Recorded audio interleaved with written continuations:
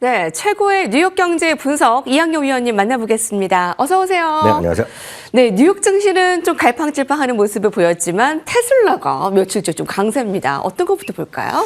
네, 정말 주시장이 정말 급격한 움직임을 계속 보이고 있습니다. S&P 500은 오늘까지 3연속 하락했지만요. 오늘 나스닥은 4일 만에 극적으로 이제 플러스에 전환했습니다. 네. 오늘까지 4일 연속 하락했으면 사실 장 마감하기 1시간 전까지는 나스닥이 마이너스 나면서 4월 이후 가장 긴 하락세를 보일 뻔했는데요.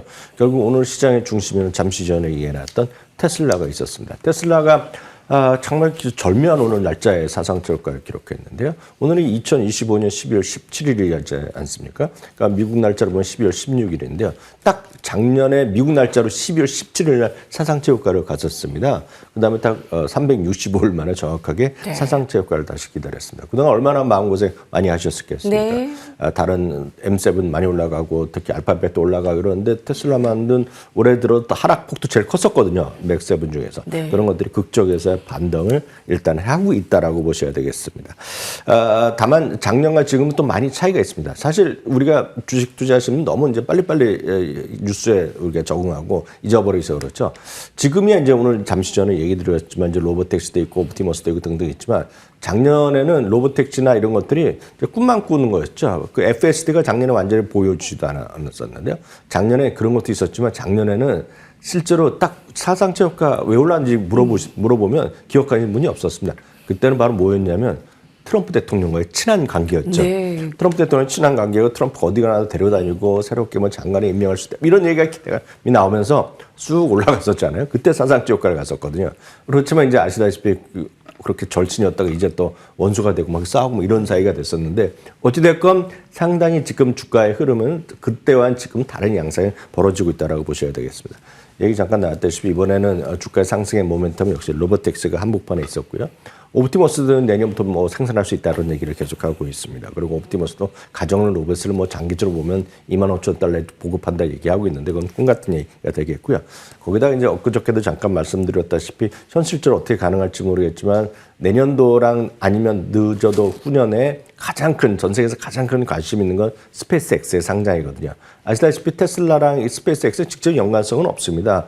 다만 스페이스X나 테슬라의 대주주가나 경영이 같을 뿐이죠. 다만 일론 머스크가 테슬라 주주들한테도 스페이스의 어떤 좀 상승에 따른 뭐 효과 뭐 볼 수 있다 이런 거를 좀 해보고 고민한다 이 얘기 때문에 좀 그런 기여를 했지만 사실 그걸 우리가 구체적으로 나온 바가 없겠는데 어찌됐건 로보택시와 옵티머스의 기대감이 있는 것이 되겠습니다. 그러면 이제 본질은 어떠냐? 본질은 자동차, EV 자동차만 보면 자동차는 재미가 없죠. 자동차는 작년 대비 판매가 많이 줄어들었고요. 뭐 내년에 또 좋아질 수 있지만 재작년 수준으로 가기에는 쉽지 않은 것이 현실이 되겠습니다. 미국 자체에서도 그렇고 중국 자체에서도 그렇고 전 세계적으로도 점유율이 약간 줄어들고 있죠. 유독 엄청 강한 나라가 지금 대한민국이거든요. 대한민국이 아시다시피 모델 Y라는 차종이 올해 들어서 뭐 수입차 1등이고 한때는 지금 전체 판매에서 2위까지 올라갔을 정도니까 엄청나게 뭐 잘 나가고 있지만 전 세계적으로 보면 지금 여전히 그렇지 않죠. 월가의 투자여기만 보더라도 오늘 현재 딱 보면 400달러가 잘 안 됩니다. 주 평균이요. 그러니까 네. 388달러가 정확하게 목표 주가 평균이 나오기 때문에 현재보다 상당히 아래에 있습니다. 다만 테슬라를 갖고 계신 분은 좋아하셔서 갖고 계신 분들은 이거에 별로 의미를 가지실 필요 없겠죠. 왜냐하면 테슬라는 항상 매수 의견보다 중립 의견 내지 매도 의견이 많았던 적이 상례고요. 그렇기 때문에 지금도 중립 의견이 많이 있습니다. 물론 오늘 이제 미소 같은 경우 목표 주가 일단 올린 것도 있습니다. 네. 긍정적이도 있겠지만 테슬라나 일론 머스크에 대한 선호도는 워낙 극명히 갈리기 때문에 각자 여러분들이 생각하신 대로 일론 머스크를 좋아하시는 분, 테슬라를 좋아하시는 분 여전히 꾸준히 갖고 가시면 되겠고 그렇지 않은 분들은 뭐 다양한 방법으로 다른 주식을 하시거나 ETF 같은 거 하셔도 상관없다라고 저는 보고 있습니다. 다만 늘 말씀드리지만 여러분들의 마음가짐, 여러분들의 확신을 갖고 계시는 그 방향으로 지속적으로 밀고 나가시면 되지 않을까 생각하겠고요. 참고로 하나만 더 말씀드리면 테슬라가 오늘자료요. 시가총액이 어제 8위에서 7위로 올라왔습니다. 네. 그래서 역사 통계적으로 말씀드린 7위를 기록했던 것은 금년 화면에 보시면 테슬라가 이제 브로드컴이 7위에 올라갔는데 금년 2월대로 이게 테슬라가 이제 항상 많이 떨어지기 직전에도요. 7위 올라간 적이 있겠고 그럼 궁금하신 분이 그러면 최고로 몇 위까지 갔었냐? 2021년에 상장했을 때 있지 않습니까? 그때가 이제 뭐 10배, 20배가 나가고 엄청나게 올랐을 텐데 그때 5위를 간 적이 있습니다. 그래서 최고 간 적은 5위고요. 오늘은 이제 다시 7위까지 회복했다라는 정도까지 들으시면 될 것 같고요. 다시 말씀드리지만 테슬라 갖고 주위 분들이랑 그 논쟁할 필요가 하나도 없다. 여러분들이 하고 싶은 대로 테슬라는 진짜 하시면 되겠다라고 말씀드립니다. 딱 1년 전에 트럼프와의 친분으로 사상 최고가를 나타냈던 이 테슬라, 그 이후에는 참 M7 가운데 참 어려움을 겪었는데 마음고생도 있었는데 다시 사상 최고가를 딱 1년 만에 이제 채웠습니다. 그 올해 이제 12월에 많은 사람들한테 이제 성인 남녀를 대상으로 후회하는 1위가 뭐냐 했더니 샀어야 했는데. 아, 예. 그 안에는 뭐 금도 있을 테고 또 미국 주식도 있지 않았나 싶습니다. 자, 오늘의 인사이트 살펴볼까요? 미국의 고용 둔화 충격, 내년 추가 인하 무게에 실리나. 네, 오늘 나온 경제 지표들 좀 살펴보겠습니다. 실업률도 높았고 좀 전반적으로 좀 둔화였습니다. 네, 맞습니다. 이제 10월 달이 이제 좀 쉬었었기 때문에 이제 11월 거가 이제 그것도 이제 지연돼서 한 일주일 정도 이상 지연돼서 발표됐는데요. 당초 컨센서스는 4만 5천 건 정도가 예상됐는데 오늘 발표 자체를 보면 6만 4천 건이 나왔고요. 다만 이제 10월 수정치는 많이 더 하향 조정했다는 것도 좀 특이한 부분이 되겠습니다. 한편 실업률은 4.6%가 나와서 조금씩 올라가는 그런 추세에 있는 것이 현황이 되겠습니다. 다만 이제 전체적으로 이 신규 고용 뭐 6만 4천 건에 대해서 평가가 상당히 엇갈릴 수밖에 없는데 실제 보면 우리나라도 마찬가지지만요. 기본적으로 고령화가 전 세계적인 핫 이슈잖아요. 고령화되다 보니까 당연히 노령 인구를 좀 보살펴야 되는 그런 헬스케어 관련된 또 사회 봉사직 이런 직종이 많이 늘어납니다. 이것은 고용과 상관없이 경기랑 상관없이 꾸준하게 어떤 그런 다양한 인력이 필요하다는 거죠. 그러니까 그 부분이 4.6만 건이 거기서 나왔습니다. 그렇기 때문에 실제로 정말 경기가 좋아서 올라가는 것은 아니라는 거죠. 이때 나왔지만 헬스케어 같은 경우는 고령화로 인해서 이거 경기랑 상관없이 꾸준히 계속 늘어날 수밖에 없는 거죠. 나이 구조가 이렇게 인구 구조가 되면은요. 그러다 보니 지금 경기가 썩 좋지 않은 거는 분명하다라는 것을 다시 한번 확인할 수 있었다라고 보셔야 되겠습니다. 임금 상승이 0.1%가 나왔기 때문에 인플레이션이 그렇게 우려가 없다는 그런 시각도 있습니다. 다만 전체적인 시각에 대해서는 여러 가지 방향이 있겠지만 월가의 이제 생각을 한번 보셔야 되겠는데요. 골드만삭스 기준을 보면 전반적으로 지금 데이터 자체가 상당히 왜곡될 수 있다는 얘기를 여러 군데서 합니다. 이건 제롬 파월 의장도 이미 얘기했던 부분인데 지금 데이터가 그동안 한두 달치금 몰려서 나오다 보니 이게 과연 정확한 수치인지 아닌지에 대해서는 헷갈리는 것들이 많이 나오는 거죠. 그러다 보니 오늘 영향에 있어서 금리가 조금 내려간 듯 했지만 또 그렇게 움직이지도 않고 그것은 시장에서의 영향에서 큰 의미가 없다라고 보셔야 되겠고요. 그래서 실제로 이번에 그런 고용의 현황에 대한 신뢰성 자체에 대한 퀘스천 마크가 꽤 있다라는 것입니다. 그렇기 때문에 오늘보다는 12월에 고용 보고서 나올 1월 달에 이제 온전한 제대로 보고서 나왔기 때문에 그때 움직임을 보고 나서 1월에 혹시 금리 인하 있을지 없을지 어제랑 오늘 금리 인하의 가능성 거의 움직임이 변화가 없거든요. 네. 조금 늘어났다고 하더라도 크게 뭐 통계적 의미가 있다는 것은 아니라는 해석이 강합니다. 그렇기 때문에 그보다는 오늘의 어떤 그 고용 보고서보다는 1월의 고용 보고서, 그러니까 12월 달치가 나올 1월 고용 보고서에 대한 오히려 좀 관심이 커져 있다고 보셔야 되고 이것은 제롬 파월 의장도 얘기했고 아까 말씀드린 골드만삭스, 에버코어 IS, 모건 스탠리도 비슷한 톤을 얘기하고 있습니다. 좀 뭐 좋고 나쁜 건 여러 가지 시각이 있겠지만 신뢰도 자체에 대한 평가점이 상당히 낮아져 있다라는 것이 핵심 키워드라고 보시면 틀림이 없겠습니다. 예. 네, 자, 고용지표 발표가 이제 12월께 이제 1월에 또 나오는 것도 더 중요할 것 같다라고 합니다. 내년에도 금리 인하 가능성 어느 정도 보아야 될지 주요하겠네요. 자, 헤드라인 살펴보겠습니다. 간밤에 나온 주요 이슈들 가운데 외신 소식 CNBC부터 살펴보겠습니다. 2026년 월가 탑픽 종목입니다. 어떤 기준으로 좀 선정이 되었죠? 네, 맞습니다. 이제 연말이 되다 보니 국내 증권사에서도 뭐 내년도 주시장 전망, 투자 유망 점을 그 증권사별로 발표하고 이미 상당 분이 발표됐고 미국도 마찬가지입니다. 미국도 연말이 되다 보니 이미 증권사별 목표 지수 많이 얘기하죠. 예를 들어서 지금 에버코어 IS가 올해도 가장 높은 8,100을 얘기하고 있지 않습니까? 도이치 8,000. 물론 이제 6,000포인트대를 얘기하는 것도 있고요. 어저께 같은 경우에도 시티가요. 7,700 얘기하고 등등등등 많은 발표를 발표를 하고 있습니다. 우리나라 같이 투자 용어는 딱 집어서 발표하기보다는 뭐 섹터나 이런 쪽에 좀 얘기하는 경우가 많이 있고 투자 용어는 굳이 얘기하는 것도 있습니다. 여러 가지 다양한 이유. 평가로요.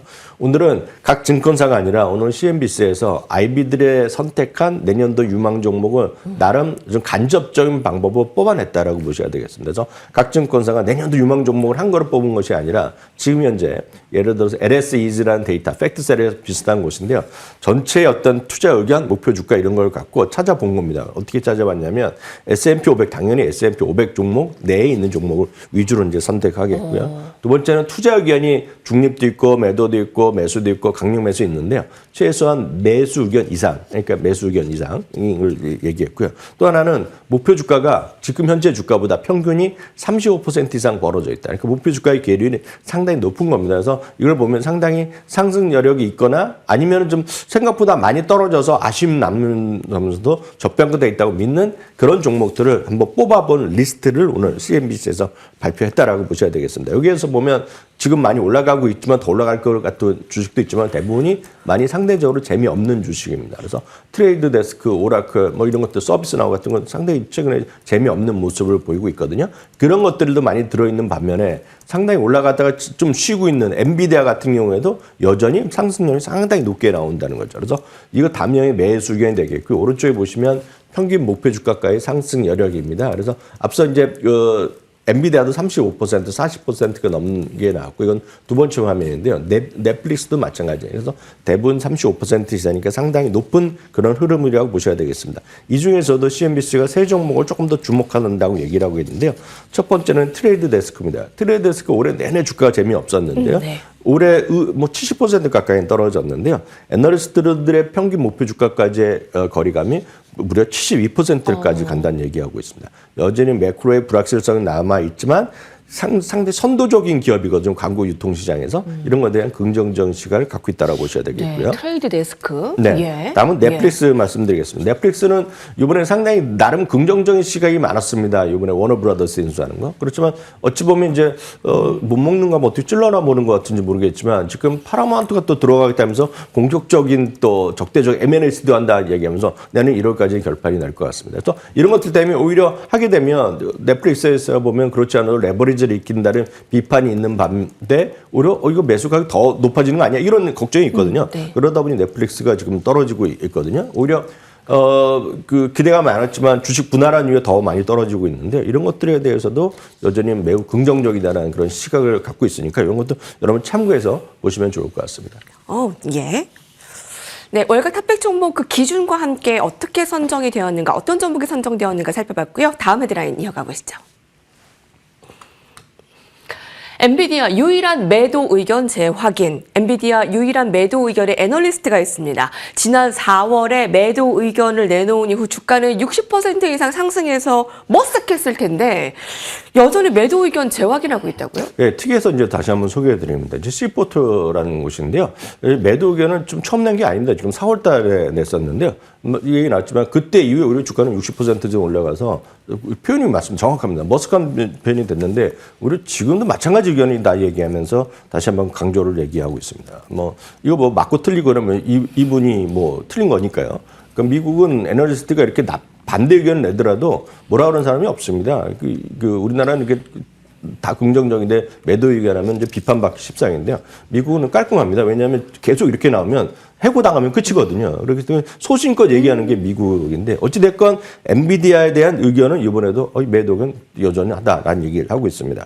여전히 가장 큰 이유는 똑같은데요. 비용이 여전히 크게 좀 늘어나고 있다는 거. 그리고 고객들의 풀이 작다는 것인데 쉽게 얘기해서 대형 엄청난 큰 사람들만 사는 거 아닙니까? 하이퍼스케일러들 사니까. 그러니까 그 하이퍼스케일러들이 쉽게 얘기해서 제품에 대한 구매를 다양화시키면 어떻게 되겠느냐 이런 얘기를 하는 거가 되겠고요. 여기 나왔던 대로 맞춤형 칩에 대한 선호도가 늘어날 수 있다는 얘기죠. 대표적인 것이 이제 구글이 되겠고 마이크로소프트 그리고 전부 다 이런 아마존 대비해서 자체 칩을 개발하면 결국 엔비디아에 대한 수요가 줄어들 수 있다는 얘기하고 있습니다. 결론적으로 보면 고객사들이 엔비디아에서 벗어날 수 있다는 얘기를 하고 있겠고요. 또 하나 이제 회계적인 이슈를 많이 이야기합니다. 그래서 지금 엔비디아, 오픈AI 등등 해갖고 지금 아주 좀 부정적으로 얘기하면 순환 출자에 대한 비판이 많이 있다고 여러분들 많이 아셨을 텐데요. 그 한복판에 지금 엔비디아가 있다는 것입니다. 이거에 대한 비판론, 반박론도 있습니다. 그럼 엔비디아가 이번에도 돈을 엄청나게 쓸어담으면서 현금일이 뭐 너무나 많은데 그 현금 갖고 어떻게 하겠냐는 겁니다. 그냥 저축 예금 놔두냐요? 그렇지 않기 때문에 인수합병도 하고 투자도 하고 계속 하는 건데 그걸 이제 부정적으로 생각하는 사람도 있고 부정적으로 생각하는 사람이 대표적인 쪽이 바로 시포트라는 곳이 있다라는 정도 이해하시면 되겠습니다. 다만 이거는 모든 애널리스트 등의 유일한 약세론자가 되겠고요. 여전히 엔비디아에 대해서는 말씀드렸다시피 강력 매수 기원이 월가 평균이다라고 보여드리겠고요. 목표 주가 평균까지는 앞서도 보여드렸다시피 40% 이상의 차이가 있다는 거. 엔비디아 갖고 계신 분은 그냥 꾸준히 한번 갖고 가시는 게 여전히 맞다라는 생각 다시 한번 확인됩니다. 그렇군요. 오늘 말씀 감사합니다.